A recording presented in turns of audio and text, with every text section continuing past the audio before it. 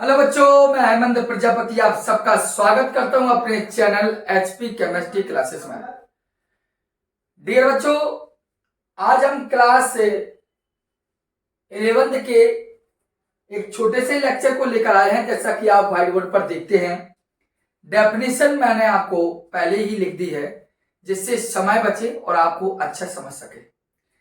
आपके सामने डेफिनेशन लिखा है संकरण की, अर्थात हम बात करने आए हैं आज संकरण की। मतलब हम ये जानेंगे कि हाइब्रिडाइजेशन है क्या, या संकरण हम किसे कहते हैं। तो बच्चों, अगर हम संकरण की बात करें तो संकरण का मतलब होता क्या है। पहली बात तो संकरण एक ऐसी प्रक्रिया है जिस मतलब हम कह सकते हैं कि जो संकरण है वो एक प्रकार की क्या है, आपकी प्रक्रिया है। क्या कर सकते हैं, प्रक्रिया। देखो मेरी बात सुनना, संकरण का मतलब होता क्या। संकरण का बेसिक फॉर्मूला होता है क्या, थोड़ा वीडियो को ध्यानपूर्वक देखिए। शुरुआत में समझ में ना आए, लेकिन एंड तक 2-3 मिनट के अंतराल में समझ में आना होगा। संकरण का मतलब होता है जैसे एक कक्षक आपकी है और एक कक्षक आपकी है, इन्हें दोनों के मिलने की जो प्रक्रिया होगी, इन दोनों के मिलने की जो प्रक्रिया होगी वह संकरण कहलाएगा। मतलब एक परमाणु आपका ए और एक परमाणु आपका बी, इन दोनों के मिलने की प्रक्रिया होगी संकरण। एक परमाणु आपका एक्स, एक परमाणु वाई आपका, इन दोनों के मिलने का प्रक्रिया कहलाती है संकरण। और इन्हें इस कक्षक और इस कक्षक के मिलने की प्रक्रिया कहलाई संकरण, और जो कक्षक बने उन्हें बोलते हैं संकृत कक्षक। उन्हें क्या कहते हैं, संकृत कक्षक। इनके और इनके मिलने की प्रक्रिया हुई संकरण, लेकिन इनसे जो बना है उसे बोलते हैं संकृत कक्षक। क्या बोलते हैं, संकृत कक्षक।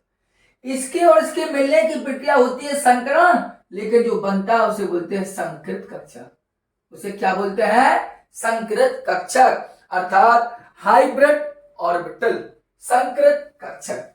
आप इतनी बात तो समझना ही, छोटी सी बात कि संकरण क्या है और संकृत कक्षक क्या। ठीक, इसे आपने सुना भी हाइब्रिड टमाटर को, हाइब्रिड आलू, हाइब्रिड अधिकांश चीज हाइब्रिड होती है, टोमेटो, जोमेटो, है ना। चलिए, संकरण का मतलब क्या है, मैंने क्या बताया। संकरण का मतलब होता है ऐसी प्रक्रिया जिसके द्वारा कोई दो चीजें आपस में जुड़ जाए तो उसे संकरण कहते हैं, और जो बन के मिला है हमें उसे बोलते हैं हम संकृत कक्षक। अगर संकरण को थोड़ा डिफाइन करें तो होता क्या, देखिए संकरण कहने मैंने कहा समान ऊर्जा, यहां क्या लगा मैंने, एक इक्वेशन लिखा है, समान ऊर्जा के असमान कक्षक। देखना, मैं इक्वेशन की तो समझा असमान कक्षक, समान एनर्जी, इक्वल एनर्जी, लेकिन नॉन इक्वल टू ऑर्बिटल। समान ऊर्जा के असमान कक्षक आपस में मिलेंगे, आपस में क्या होंगे, मिलेंगे। समान ऊर्जा के असमान कक्षक आपस में मिलकर क्या करेंगे, आप लिखा भी है समान संख्या, समान संख्या प्लस समान ऊर्जा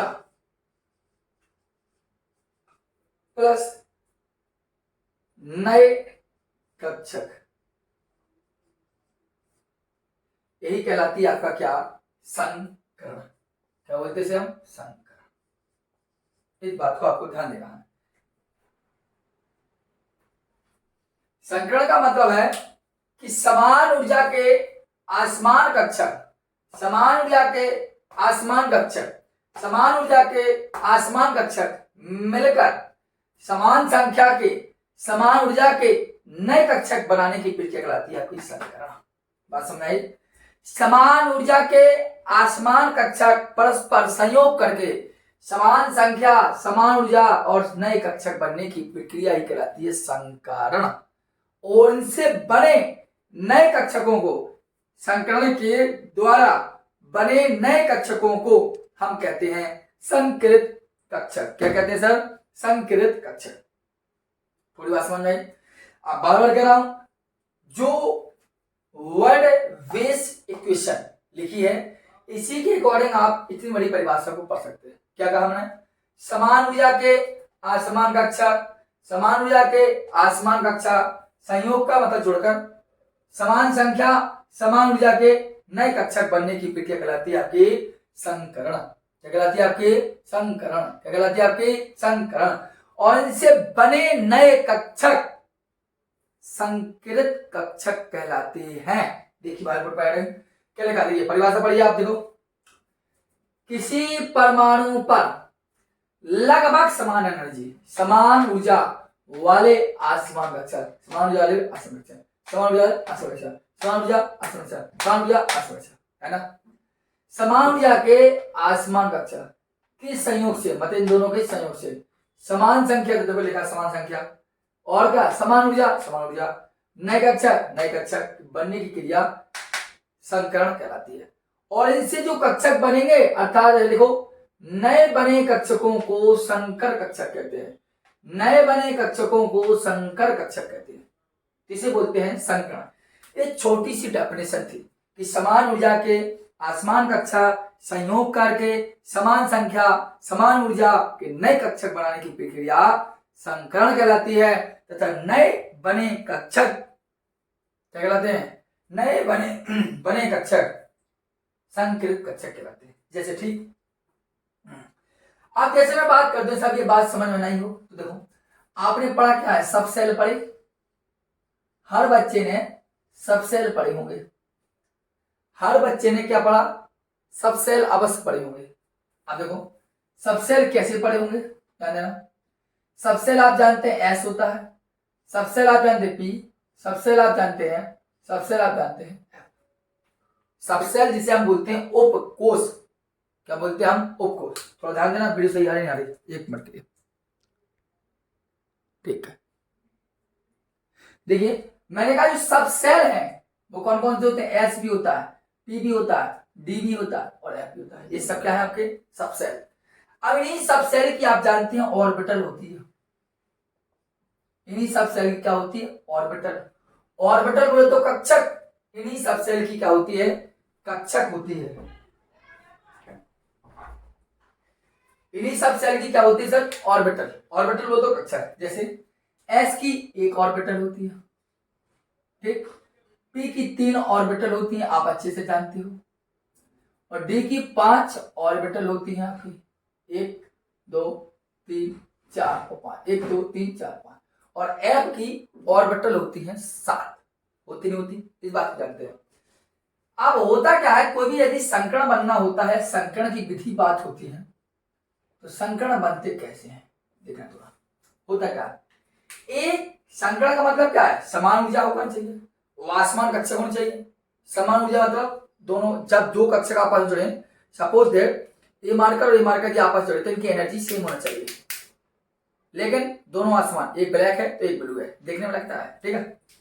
यहाँ देखो एक एस देखो मैंने कहा समान ऊर्जा दोनों की एनर्जी इसकी सेम होगी मतलब 2s 2p 3s 3p 4s 4p 3d हमारे बात को मतलब एनर्जी जैसे हमने कहा 2s 2p 2s 2p दो दूसरी एनर्जी लेवल दूसरी एनर्जी 3s 3p तीसरी एनर्जी लेवल तीसरी एनर्जी लेवल 2s 2p दूसरी एनर्जी लेवल और दूसरा एनर्जी लेवल दोनों का एनर्जी लेवल समान है अर्थात दोनों की ऊर्जा समान है। 3s 3p 3s 3p यह भी एनर्जी लेवल 3 यह भी एनर्जी लेवल 3 अर्थात दोनों की एनर्जी समान है अर्थात यह इस प्रकार के कक्षक भाग ले सकते हैं।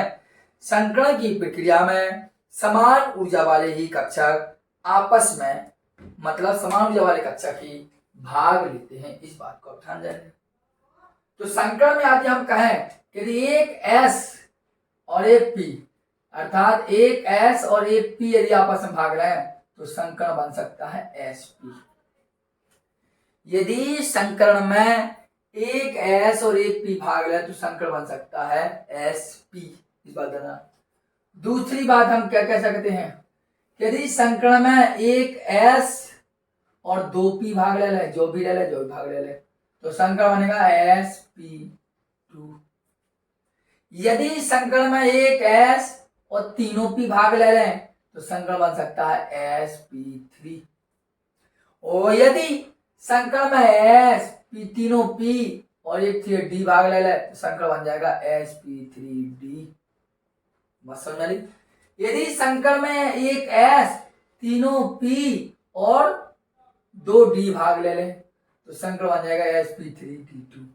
इस प्रकार समान ऊर्जा वाले आसमान कक्षक, आसमान इसलिए क्योंकि एक s होगा तो एक p होगा तो आसमान कक्षक तो है, लेकिन दोनों की एनर्जी एक ही होनी चाहिए। जैसे 2s2p 2s2p 2s2p एनर्जी दो एनर्जी तो इक्वल है, लेकिन s है एक p है, एक s है एक p है, आसमान कक्षक है, डिफरेंस ऑर्बिटल है, इसलिए कहा गया है कि संकड़ में क्या होना चाहिए, समान ऊर्जा। तो भैया समान एनर्जी होगी। आसमान कक्षा भैया होगा एक s तो एक p, इसे चलेगा एक s एक p, एक s 2p, एक s 3p, मतलब आसमान कक्षक आसमान होने चाहिए, एनर्जी समान होनी चाहिए। तब अगर आपस में मिल जाए तो समान संख्या के और समान ही ऊर्जा के नए कक्षक बनाएंगे, उसे बोलेंगे हम संकृत कक्षक। क्या बोलेंगे उसे हम? संकृत कक्षक। यह प्रक्रिया जो चलेगी वो अभी संकृत। बताइए ऑर्बिटल और सब शेल ऑर्बिटल के अकॉर्डिंग आपको समझ में आता है। तो आप इस परिभाषा को नोट कर लीजिए, लिख लीजिए। 2 मिनट के लिए आप ब्रेक लीजिए थोड़ा सा। चलिए अब अभी हमने संकरण की डेफिनेशन समझ ली और संकरण को समझने का हमने थोड़ा सा प्रयास किया, ठीक है। अब आइए यहाँ पर फिर पुनः वही प्रयास हम करते हैं। दोबारा देखिए, दोबारा क्या करेंगे हम, यहाँ बात हेडिंग आपकी होगी संकरण के प्रकार पर, और फिर इनकी संकरण के प्रकार पर हम बात करके संकरण की ज्यामिति देखेंगे। अगर हम संकरण के प्रकार की बात करें बच्चों तो देखो कैसा होगा। मैंने कहा फर्स्ट पॉइंट मैंने कहा कि यदि एक, देखो अभी लिखा क्या था, यहां सब सेल थी आपकी, दोबारा लिख रहा हूं मैं, सब सेल कौन कौन थी, एक एस थी, पी भी थी, डी भी थी और एफ भी थी। और ऑर्बिटल कौन कौन सी थी आपकी, आप खुद जानते हैं, एस की एक ही ऑर्बिटल होती है, पी की आपकी 3 ऑर्बिटल होती हैं और डी की आपकी 5 ऑर्बिटल होती है, 1 2 3 4 5।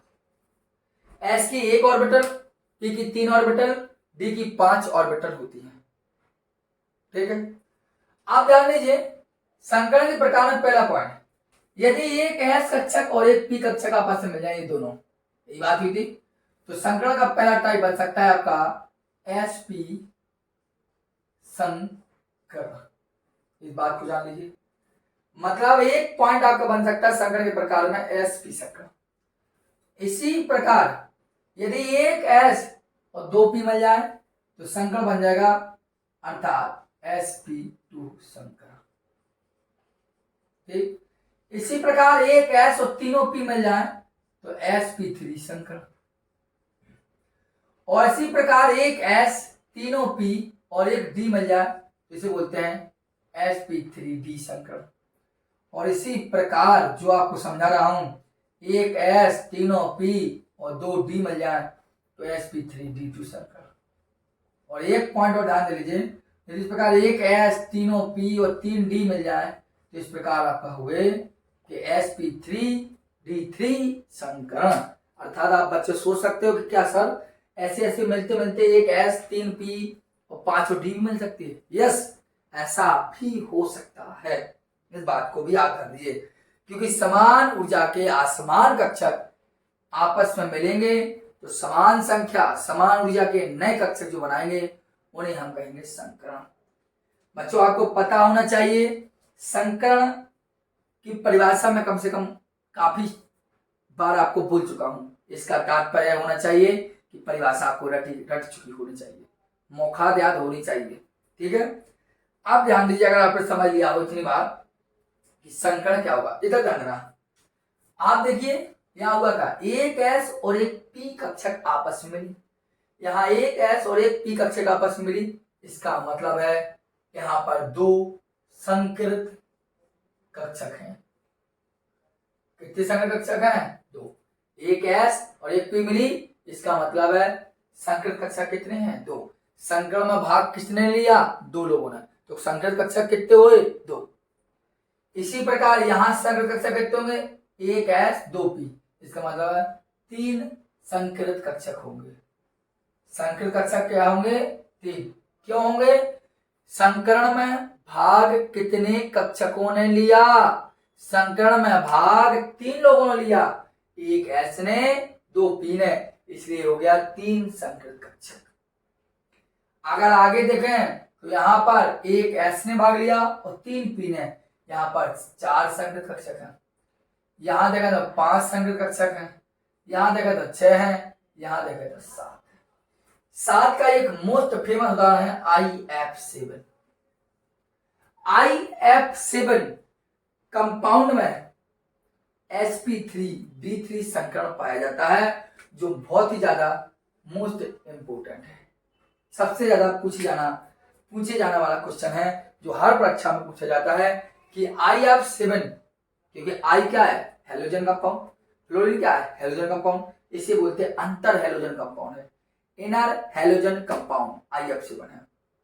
ठीक है, तो आपका जितने कक्षक भाग लेंगे संकरण में, वही आपका उसी के अकॉर्डिंग आपका कार्य होगा 1 मिनट में।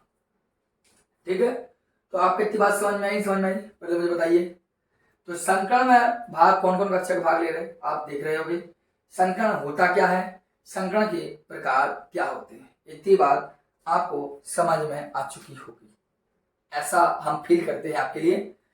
अगर हो चुका हो तो आगे अब पॉइंट पर हम बात करते हैं इनकी संकरण।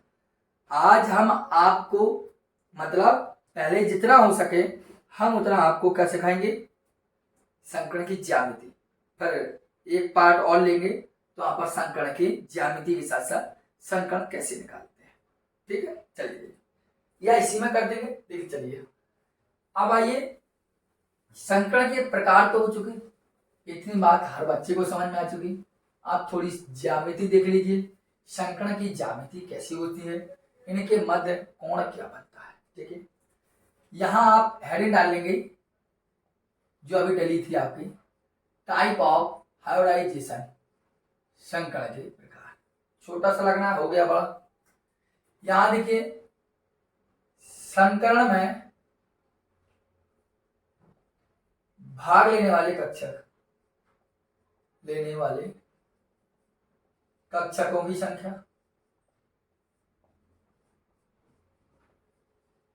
ठीक, यहां ध्यान देना, यहां होगी आपकी ज्यामिति, और उसी के साथ साथ जिसे हम कह सकते हैं कि इसकी संरचना क्या होगी, ज्योमेट्रिकल पोजीशन क्या है। चलिए छोड़िए इसको, अब इसी के साथ साथ हम इसका एंगल आपके साथ साथ लिखेंगे, बट एग्जाम्पल नहीं लिखूंगा मैं यहाँ भैया sp3 किसने बात है, बोले CH4 में, ये नहीं लिखेंगे हम। बोले sp संकरण किसने पाया था, बोले C2H2 में। तो ये संकरण के प्रकार नहीं लिखेंगे अभी हम। संकरण डायरेक्ट जब निकालना सिखाएंगे, संकरण पूर्ण रूप से हम खत्म करके देंगे आपको। और दावा के साथ मैं कह सकता हूं आपकी कि संकरण कार्य जिस प्रकार आपको कहा गया था कि बॉन्ड ऑर्डर, अगर आपने लेक्चर ना देखा हो तो हम आपसे यही कहेंगे कि बॉन्ड ऑर्डर, बंध कोटि निकालना यदि आपने ना सीखा हो, अणु कैसा स्थायित्व होता है, अणु स्थायी कब हो सकता है, अणु स्थायी कब नहीं होता है, ऐसी तमाम बातें हमने आपके बॉन्ड ऑर्डर में बताया है। और वहां भी यही बात कहा था कि एक बार बॉन्ड ऑर्डर आप सीख लीजिए, आपको कभी भी किसी प्रकार की किताब या किसी आवश्यकता नहीं पड़ेगी। सबके सब एग्जाम्पल इसी प्रकार हम संकरण में देंगे आपको, आपका एक बार फाइनल क्लियर होगा। बॉन्ड ऑर्डर का कोई छोटा लेक्चर नहीं था, 40 मिनट्स की समथिंग आपका लेक्चर था बॉन्ड ऑर्डर अकेले का, 1 घंटे लगभग हो गया होने वाला था, समझ लीजिए उतना लेक्चर है। यदि आपने ना पढ़ा हो उस लेक्चर को देखा अवश्य। ठीक बच्चों, आइए संकरण के प्रकार पर हम बात करते हैं, या संकरण के प्रकार क्या होते हैं। थोड़ा एक बार 1 मिनट के लिए रुकना पड़ेगा आपको, वीडियो सही आ रही या नहीं आ रही, इस बात को बहुत अनिवार्यता होती है। चलिए, यहां है ना संकरण के प्रकार। तो ये अगर संकरण के प्रकार की बात करें तो संकरण के प्रकार सबसे पहले एसपी संकरण, संकरण प्रकार एक एसपी। और संकरण में भाग लेने वाले कक्षों की संख्या कितनी है, तो संकरण भाग कौन कक्षा ले रहे, संकरण हमने कहा sp है, तो संकरण में कौन कौन कक्षक भाग ले रहे? एक s एक p। संकरण कौन सा हो गया? कक्षक कितने हो गए? दो। दो में संकरण का प्रकार क्या है? sp। भाग कौन कौन ले रहे? एक s ले रहा है, एक p। तो भाग कितने हो गए? टोटल संख्या दो। आप कक्षक ज्यामिति ना तो कितना कक्षक भाग ले रहे हैं? दो। दो भाग ले रहे हैं। देखो एक आप पॉइंट बनाइए, एक आपका ये हो गया, मतलब यह भी एसपी हो गया आपका और यह भी एसपी हो गया। और आप जानते हैं कि इनके मध्य कोण देखें तो 180 डिग्री बनता है और ऐसा रचना होगी आपकी रेखीय, लीनियर स्ट्रक्चर होगा। बात समझ में आ गई? बिल्कुल। दो भाग ले रहे थे तो एक इस तरफ हो गया, एक इस तरफ हो गया, हो गया। आइए हो गया। इसी प्रकार देखिए आपकी sp2 संकरण की बात करें तो संकरण में भाग लेने वाले कक्षक संख्या कितनी होगी? दो पी ले रहा भाग, एक ऐसे लेगा। कितने भाग ले रहे टोटल? तीन। तो देखिए पॉइंट हो गया, पॉइंट लिया उसी, तीन भाग ले रहे हैं, कोई दिक्कत नहीं ना। आपका कुछ नहीं करना है, एक दो और तीन। हो गया हो गया। अब बस अब कुछ नहीं करना है, यहाँ देखिए इनको डॉट डॉट करके यहाँ मिला दीजिए, यहाँ करके यहाँ मिला दीजिए, यहाँ करके आप यहाँ मिला दीजिए। हो गया। इनके बाद जो कोण बनता है वो बनता है 120 डिग्री, अर्थात आपको नहीं दिखा दे तो बाहर निकाल दीजिएगा 120 डिग्री। और संरचना कहीं दिखाई दी है? ट्राइएंगल, त्रिकोण। बस मतलब यहां भी संकरण sp2 होगा, यहां भी sp2 होगा और यहां भी sp2 होगा, क्योंकि जितने संकरण में भाग कक्षक लेंगे उतने ही बने। संकरण भाग के कक्षक ले रहे तीन, तो तीन संकरण बनाएंगे आपको। इस वक्त आपको आप ध्यान देना, ठीक है? क्योंकि प्रक्रिया वही है, यदि लड्डू आप लीजिए, 4 मोतीचूर के लड्डू लीजिए और 4 बूंदी के लीजिए और दोनों को मिक्स कर दीजिए ऐसे ऐसे। मैंने क्या कहा?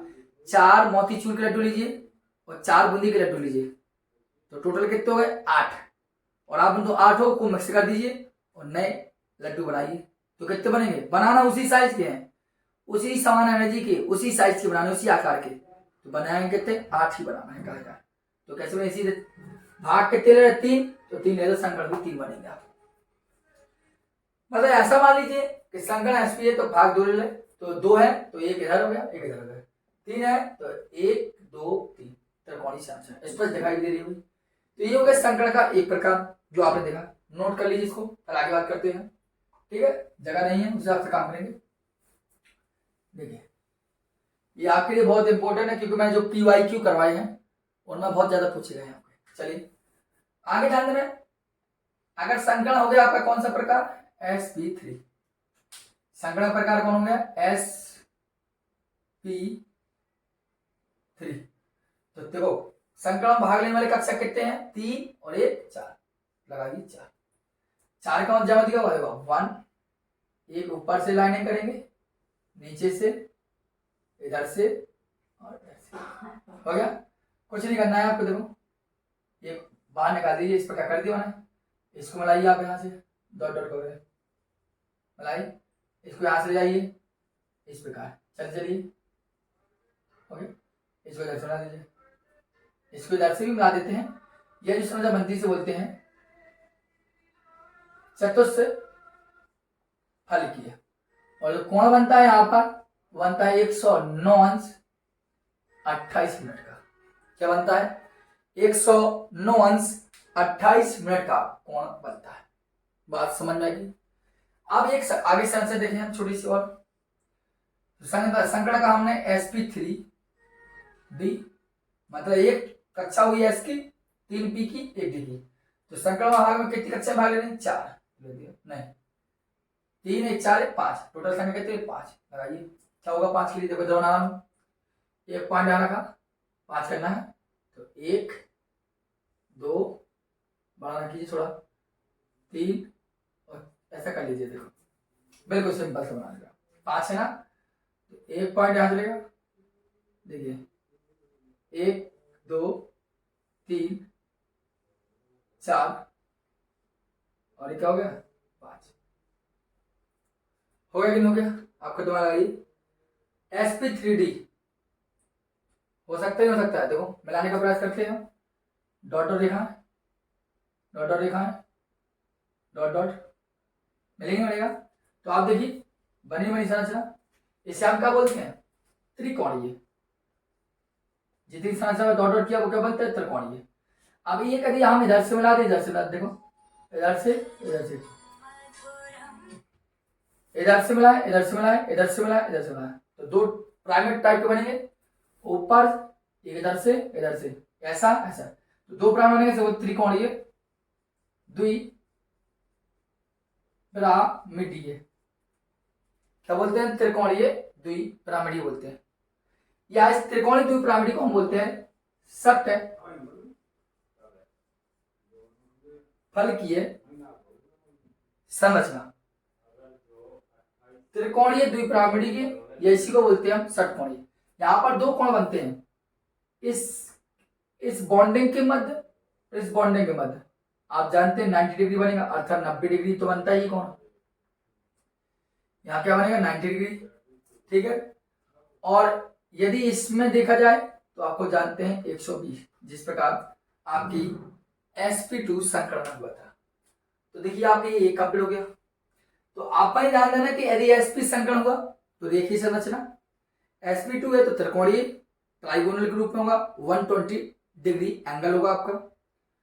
एंड sp3 हुआ तो टेट्राहेड्रल चतुष्फलकीय होगा, एंगल 109 डिग्री एंड 28 मिनट का कोण होगा।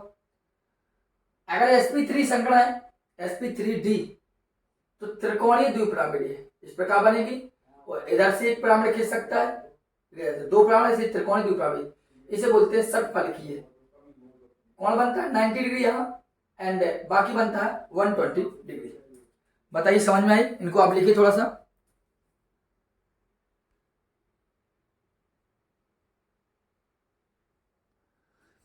अब एक लास्ट एंगल को आप जान लीजिए, फिर इस लेक्चर को यहीं बाद में करते हैं बात हम आपसे, ठीक है।